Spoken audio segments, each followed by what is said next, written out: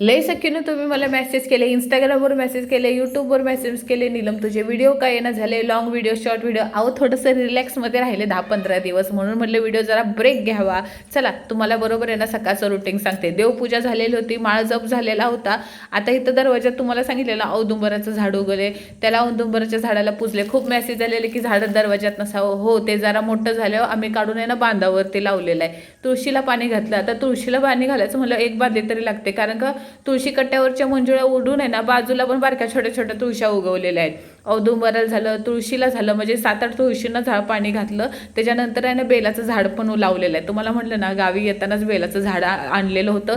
चांगलंच ते रुजलेलं आहे, त्याला असे पानं बिनं कवळी कवळी छान असे फुटलेले आहे. तरी असं माझं रोजचं सकाळचं रुटीन पूजा वगैरे रोजचंच ठरलेलंच आहे बरं का.